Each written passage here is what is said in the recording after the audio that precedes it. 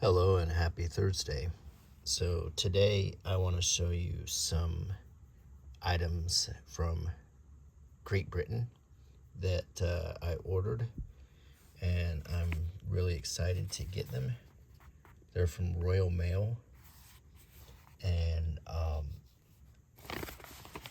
Royal Mail Talents House 21 South Gyle Crescent, Edinburgh. So actually this is from UK, so this is Scotland. So I'm going to open these two packages and show you what I have.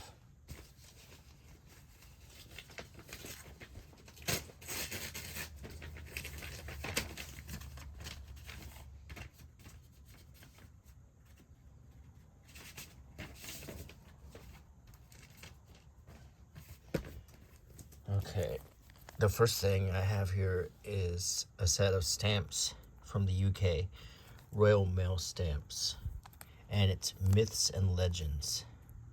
Wow, as you can see, there's a silhouette of King Charles on each stamp, and these are the myths and legends that many of us read about in high school or college. So there's Beowulf and Grendel, Blodeuwedd. I'm not familiar with, is it Blodeuwedd? I'm not familiar with that one. The Loch Ness Monster, obviously, in Scotland, the sea creature that lives in Loch Ness, and the Cornish pixies here. So these are more specific to England and United Kingdom. Fionn Mac Cumhaill. It's another one I've never heard of. So this is just giving me ideas of things to read or learn about. Black Shuck. It looks like a wolf. Also have not heard of this one. Black Shuck. Grindylow. That looks creepy. It's like something from The Witcher or something, like one of those swamp hags or whatever. And Selkie, which looks like a seal wrapped around a young woman. So let's learn a little bit, because I don't know most of these, and I want to know who these creatures are. So there's, fortunately, enclosed is like a little guide that folds out. I think it's just one page. So it starts with Black Shuck, East Anglia. The spectral black dog appears across many regions as well as across Europe, yet nowhere in his spirit more alive than in East Anglia. Said to foretell death and destruction, this enormous hound wanders the countryside, his fiery saucer-like eyes aglow. He goes by many names, yet Black Shuck is the most familiar. I've never heard of that. Fionn Mac Cumhaill, Northern Ireland. I'm probably butchering the pronunciation. It's probably Fionn Mac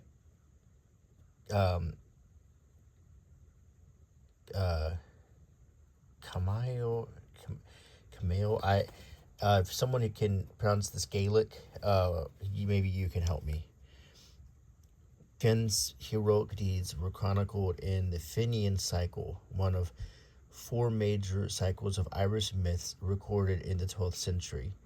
Renowned for his strength and wisdom, Fionn, also known as Finn, okay, it's probably pronounced Finn McCool. Okay, Finn McCool. So that's how we should say it, Finn McCool. Was the leader of the Fianna, or Finna, a band of warriors who defended the land from harm. One tale explains how the giant's causeway came into existence. Finn boasted of his strength so loudly that his claims reached the Scottish giant Benandanner, who issued a challenge. So he built a causeway. This is Selkie from Orkney and Shetland. These elusive creatures take an animal form while in the sea, yet both male and female magically transform into human form when shedding their seal skins to come ashore. So, kind of a lycanthrope / mermaid. So that explains why in this picture she is like shedding her seal skin.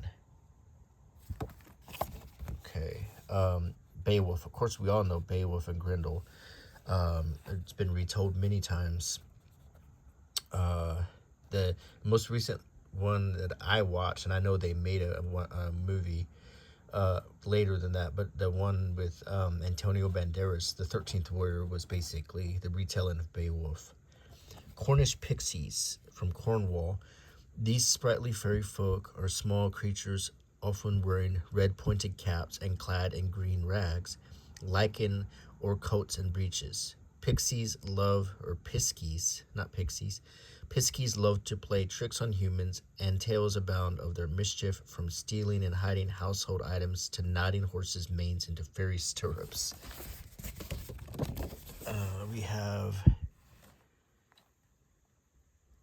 So this is from John O'Groats. To lands in the landscape of the United Kingdom is steeped in myths, legends, and folk tales have captured the imaginations for centuries. So here's about Grindylow from northeast England. Lurking in the rivers, ponds, and marshes of Lancashire and Yorkshire, Grindylows are sprites with green skin and long arms, with sharp claws and teeth to match. Some of these water demons have garnered their own tales and earned their own fearsome identities. Oh, wow. A water hag, basically. Of course, we all know about Nessie, the Loch Ness Monster. But what about the Blodeuwedd in Wales? The tragic tale of Blodeuwedd is found in the fourth branch in the Mabinogi, a collection, or is it Mabinogi, a collection of medieval Welsh stories. In the tale, Llew Law Gifts is cursed to never have a human wife. To foil this fate, magicians Math and Gwydion concoct a plan. They create Blodeuwedd from flowers. Yet, in a twist of the tale, Blodeuwedd falls in love with someone else. To escape her marriage, she and her lover plot to kill Llew by tricking him into revealing the secret of his immortality. Yet their plan fails. Though wounded, Llew transforms into an eagle to escape. This is all very interesting, and I want to apologize to everyone in the UK for undoubtedly butchering every single pronunciation. So I think the only thing I pronounced correctly was the Loch Ness Monster. I think this goes like this. Well, this is a really nice collection. Mary wanted one, so I got one for her, and I believe I got one for me in here too. And Mary is a lot more adept at this than I am. So here's another enclosure, and let's see what this is.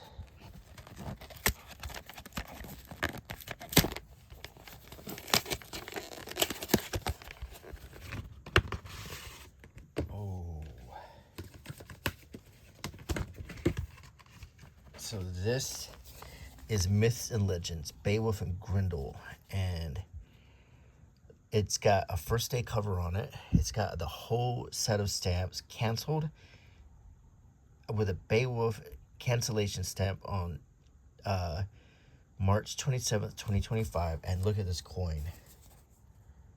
Beowulf. This beautiful coin. And this is an envelope.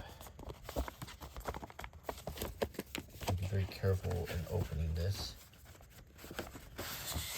And here we have Myths and Legends, Beowulf and Grendel. And here's a close-up of the manuscript of Beowulf. And it tells you the story of Beowulf and Grendel here. And this coin looks so cool. And you can take it out of the little setting, I think. I hope so. I want to see what the back looks like. Oh, always a little nervous to do stuff like this. So here's a very shiny coin with the rendering of Beowulf on it, and on the back, Grindylow. And he looks great against this silver coin with his red and black body, and Beowulf wearing his brown armor or leather armor or whatever with a shield and a sword. Oh, wow. What a nice set this is.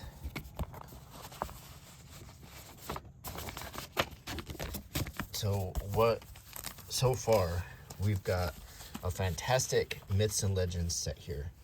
The set of stamps, and I think I'm going to give this to Mary, because I know I got one for me, and I think this is the one I picked up for myself because I wanted the coin, and I picked Beowulf because this is the one that I really knew the most about. And Mary will certainly enjoy these. So we have 2 sets so far. Now, got a larger package here I'm going to open.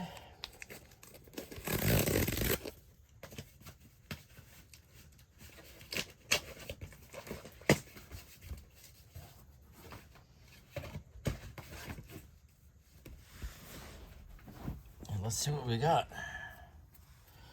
This is one I really was excited to get. This is the Legend of Robin Hood set. It's very similar to the Myths and Legends set. And I am very familiar with the story of Robin Hood. And let's look through the stamps now and look at the characters depicted. Robin Hood is declared an outlaw in the first stamp. And as you can see, they all have the profile of King Charles. Robin Hood meets Little John on the second stamp, a famous scene where he's in Sherwood Forest and he encounters Little John, and they both argue over who has the right of way, and they decide to settle it with staffs, and Little John beats him, and this impresses Robin Hood, and he makes him basically his second command of the merry men. Friar Tuck carries Robin Hood. So this is in this version, and I think this was in the Errol Flynn version and even in the Kevin Costner version, when they encountered Friar Tuck, they just kind of relentlessly harassed him but he kept fighting, and he showed so much spirit that they ended up sort of adopting him too. Robin Hood robs the rich. In this stamp, you see Robin Hood stealing a chest from he ambushed a money train or something, and he takes that money and he gives it to the poor. Robin Hood wins the archery tournament. So he obviously won the tournament by splitting an arrow with another arrow, which was a feat that none of the other competitors could do. In this, Robin Hood captures the sheriff of Nottingham, who was basically the tax collector, who was collecting taxes in a grand story, working directly under Guy of Gisborne, who was directly under Prince John, or who was the kind of acting king while King Richard was fighting the Crusades. Robin Hood helps Maid Marian escape, and Maid Marian was his true love. Robin Hood and Maid Marian marry, and at the end of the story they get married. King Richard removes his disguise, so all along King Richard was there. That was in most of the movies as well. King Richard was all along and saw what Robin Hood did and then pardoned him. And then Robin Hood shoots his last arrow, and that's him old. And I believe in the story as he was dying, he fired a last arrow, and where it landed would determine where he would be buried, I believe. And there may be some explanation on this. So we have, once again, like a commentary here. The artwork is really good. Kind of a Lord of the Rings reminiscent artwork. And then you've also got some pictures of manuscripts, some of the earliest of the stories of Robin Hood.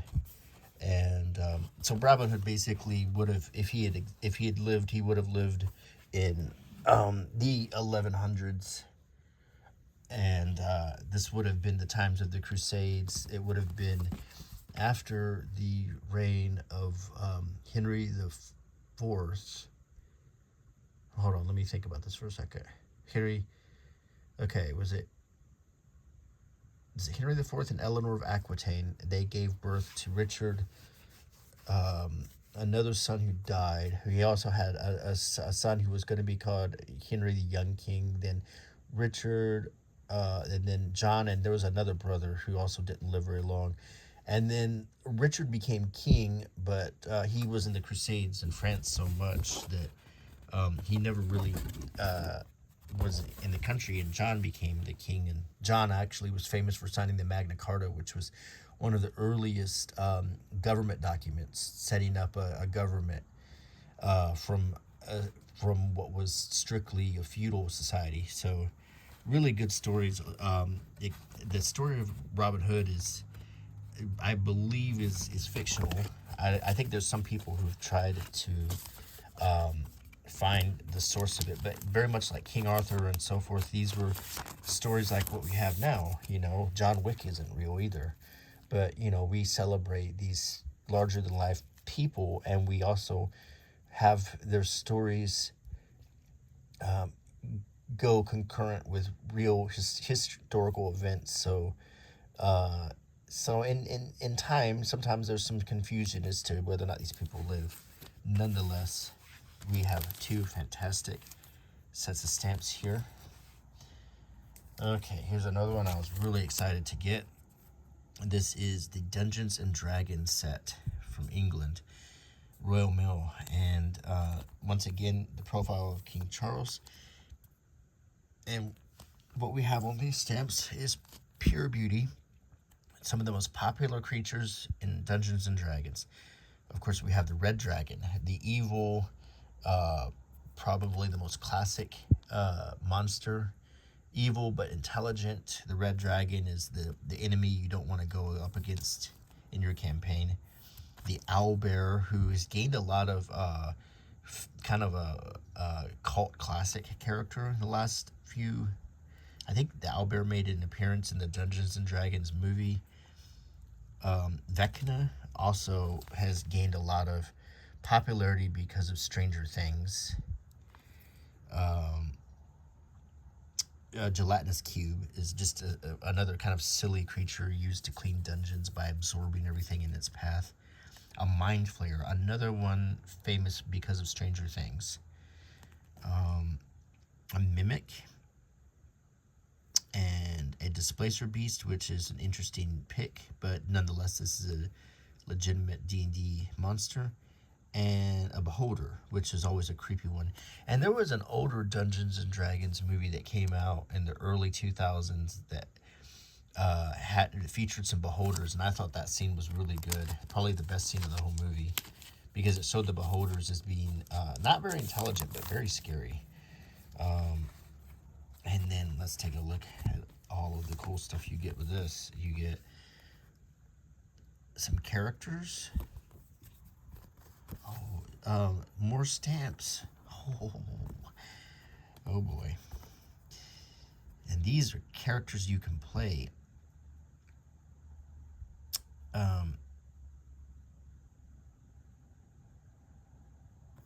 Hold on, let me.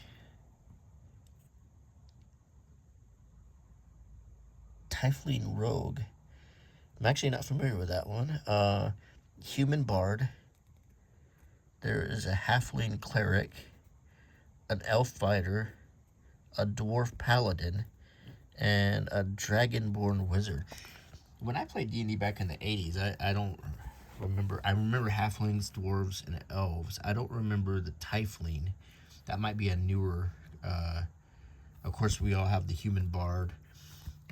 This is a really cool set, and on the back it has some other depictions of the characters. Here's a different bard, a wizard, a rogue, paladin, a fighter, and a cleric.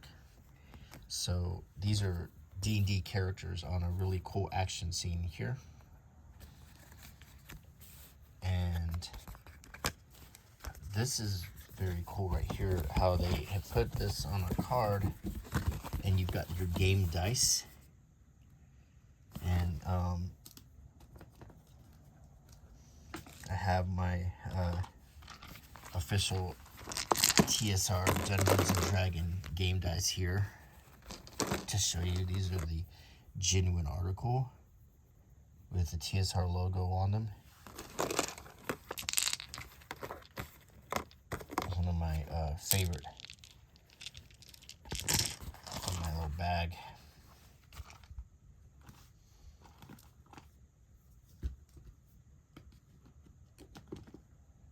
Really like those.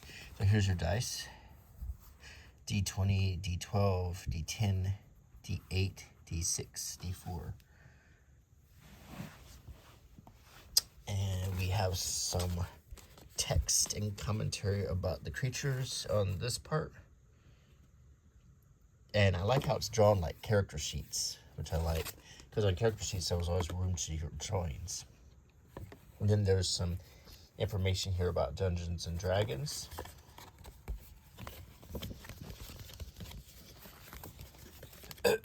So what a nice set this is. I'm gonna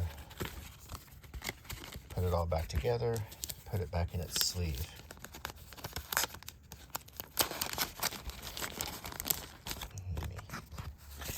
I'm gonna be very careful.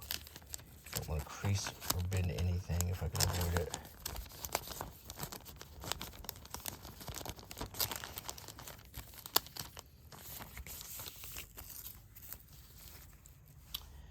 What do we have next? Another pack. Let's see.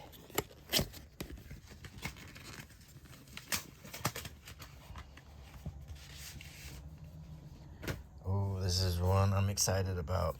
So it's the character coin pack, and we've got some first day covers with a beholder cancellation on it from July 25th, 2024. Tavern Spirit Whiteland.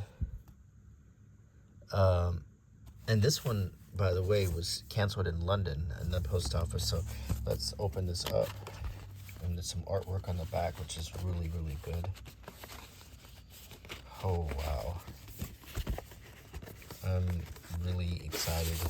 Okay.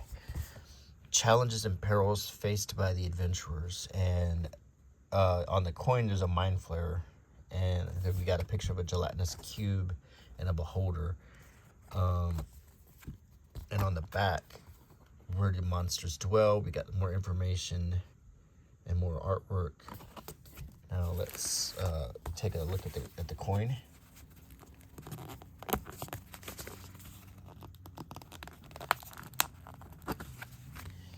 And this is the Mind Flayer coin, and it's on a black metal, which is really cool. It's kind of like a granite texture. And on the back, this is a mimic. So, and in this case, the mimic is pretending to be a chest. And they're against a game die, which is really cool. This is just a fantastic coin. I would love to take it out of this case and touch it, because the metal is so cool, but I want to leave it in there. How amazing is that?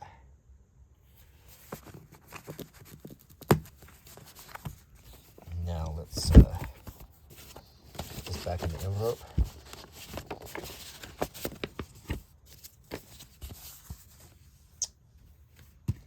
What's next?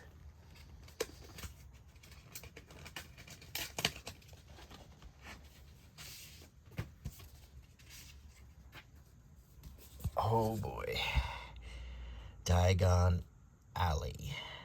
First day cover canceled in London on April 12th, 2018. Leaky Cauldron on the cancellation. And we have stamps with Hermione, the Hogwarts Express, Harry, the car that Ron uses, and the tree that the tree that slams you with its branches from the second Harry Potter movie. There's Ron, the night bus. What was his name? Neville, who some people suspect might have been the real person who would restore order to the magic world. The Triwizard Cup, Ginny Weasley, and Hagrid, and on his motorbike. Some great choices, and the coin is much different than the other coins. It is a classic-looking gold coin, and it says Unum Gallon. 1 gallon. It's like a wizard's coin or something. Let's take a better look at. Oh, look at the back. Gringotts. Oh my gosh, do you know what this is? This is one of the coins that Harry, when he finds his treasure in Gringotts Bank, this is one of those coins. It's a galleon or whatever it's called. And it looks beautiful. Hold on. Let's take a look at this. Oh my gosh. It opens up. And look, the leaky cauldron. Weasley's Wizard Wheezes. It tells you all kinds of stuff in here. It's all of the stores in Diagon Alley. Oh my gosh. Look at all of this. It's like if you were in Diagon Alley and they gave this to you, like as a map. Ollivanders, where you get your wand. Gringotts Bank. How cool is this? And then there's your coin. Wow. It's like a Diagon Alley travel brochure. How cool is that? I really love this so much. So much better than I imagined. Okay. I'm already overwhelmed with how cool all of this stuff is. For my collection, I just have no words. Our last one, and it's Hogwarts, and it's canceled. Harry Potter, April 12th, 2018, and it features the Marauders map, and then we have some professors from Hogwarts. Professor Sprout, we have Professor Slughorn, we have Dr. Trelawney, Professor Lupin, and Professor Snape. Cool. And then there's the coin. It has HP, and it has a snitch. It's kind of a platinum color, and on the back, it's got the Hogwarts logo with the 4 houses in that crest. So let's take a look here. I'm gonna open this up, and it is basically like a brochure for Hogwarts School of Witchcraft and Wizardry. And it tells you all about the school, the 4 houses, the grand staircase, the different ghosts, the Professor Dumbledore, and then it shows you the 4 houses here. Oh, wow. The Forbidden Forest, Quidditch. And it tells you the specifications of the medal.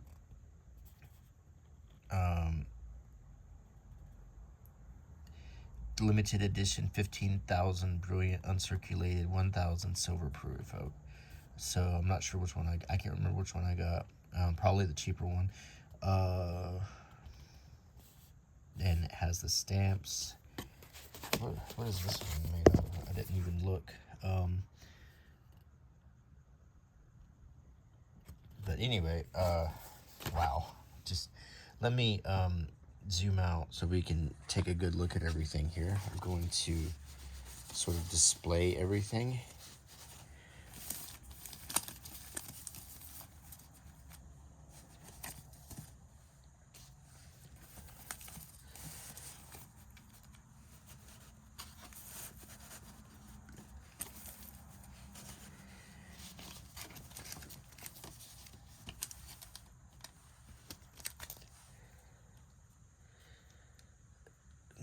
so the myths and legends can go here.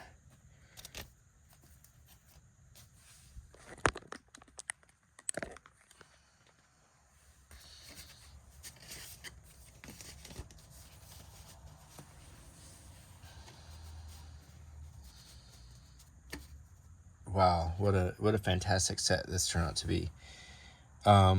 So I ordered all of these from the Royal Mail in England. You can go to their website and order it. The shipping was very fast all the way here to the United States. And what can I say? These are just some great stamps. I mean, I'm really blown away at the amazing stamps that I'm adding to my collection here. So, I hope you like this video. Please subscribe, leave a comment, click the bell icon, give me a thumbs up. All of that helps my channel very much. I really hope you enjoyed this video, and I will see you next time, probably Sunday. Okay, bye.